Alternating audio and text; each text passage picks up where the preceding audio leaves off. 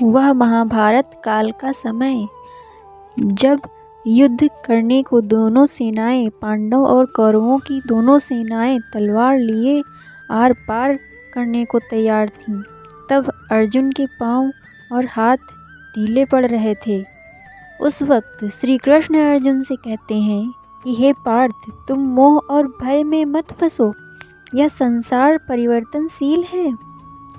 जो आज है वह कल नहीं रहेगा। तुम्हारा कर्तव्य युद्ध करना है, न कि फल की चिंता करना। जब तुम चिंता छोड़ दोगे तब तुम्हारा मन हल्का होगा और तुम अपने मार्ग को स्पष्ट रूप से देख पाओगे। इससे हमें यही सीख मिलती है कि जब हम किसी समस्या में फंसते हैं तो हमारा पहला कदम चिंता करने के बजाय अपने मन को शांत करना होना चाहिए। अक्सर हम सोचते हैं कि चिंता करने से हमें हल मिलेगा, लेकिन हमारा और ही नुकसान चिंता कर देती है। अगर कोई छात्र परीक्षा से पहले ज़रूरत से ज़्यादा चिंता करने लगे तो वह पढ़ाई के बजाय सिर्फ यह सोचता रहेगा कि अगर मैं फेल होगा तो क्या होगा, अगर मैं अच्छा प्रदर्शन नहीं कर पाया तो लोग क्या कहेंगे।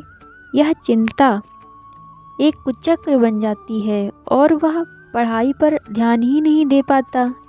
यह एक विचारणीय बात है कि अगर चिंता हल नहीं निकाल रही तो हमें अपने मन को शांत करके सही दिशा में सोचना चाहिए ना। यही एकमात्र तरीका है जिससे हम किसी भी कठिन परिस्थिति का हल ढूंढ सकते हैं। मनुष्य का सबसे बड़ा शत्रु उसका डर और अस्थिर मन होता है।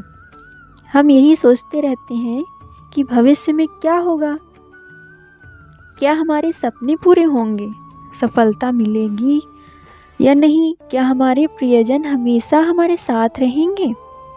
लेकिन इस अनिश्चितता को कोई अंत नहीं कर पाया है। हम जितना अधिक भविष्य के बारे में सोचते हैं उतना ही अधिक हमारा वर्तमान प्रभावित होता है। आपने कभी गौर किया होगा कि जब कोई व्यक्ति अधिक चिंता करता है तो उसकी ऊर्जा कम होने लगती है और उसे थकान महसूस होने लगती है। शरीर भारी लगने लगता है, भूख कम हो जाती है, कई बार तो सिर दर्द व हृदय संबंधी समस्याएं भी होने लगती हैं। जो आप सोचते हैं वह आकर्षित भी करते हैं। कल्पना कीजिए कि कोई व्यक्ति एक पत्थर उठाए हुए है, भारी सा पत्थर उठाए हुए, अगर वह कुछ देर तक उसे पकड़ कर रखे तो कोई समस्या नहीं होगी, लेकिन अगर वह पूरे दिन उसे उठाए रखे तो उसका शरीर जवाब देने लगेगा। इसी तरह चिंता भी एक बोझ है। अब अगर बार बार हम थोड़ी देर तक भी किसी चिंता पर विचार करें तो वह स्वाभाविक है, लेकिन अगर हम उसे मन में पकड़े ही रखेंगे तो वह हमारे मानसिक स्वास्थ्य को खराब कर देगी। वह हमारी कार्य क्षमता को घटा देगी। जीवन में हर समस्या के दो पहलू होते हैं, एक वह जो हमें डराता है और दूसरा जो हमें सिखाता है। जो डर से स्थिर रहता है और जो सीख कर आगे बढ़ता है वही सही मायने में जीवन को समझ पाता है।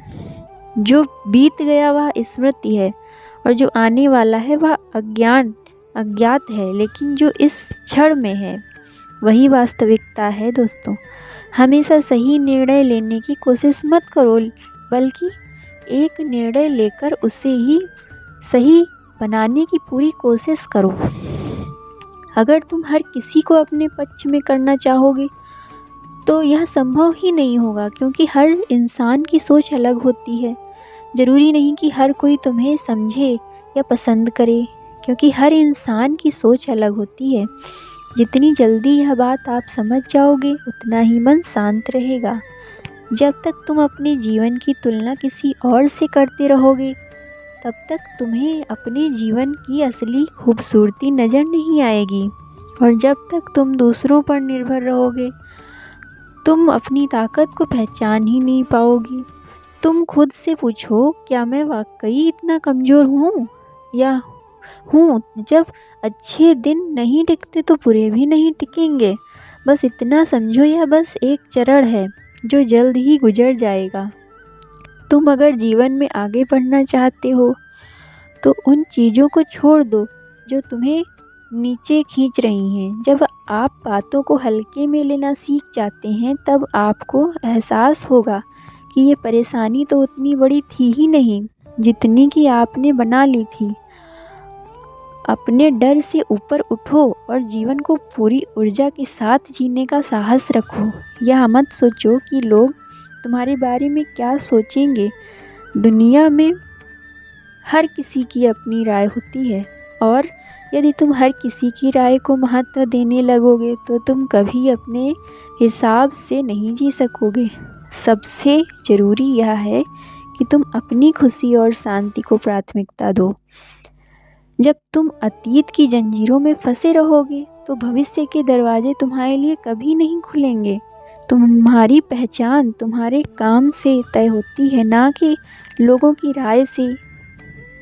हर बात पर वाकई जवाब देना नहीं चाहिए, क्योंकि कुछ लोग तुम्हारी सफाई नहीं बल्कि तुम्हारी बेबसी देखना चाहते हैं।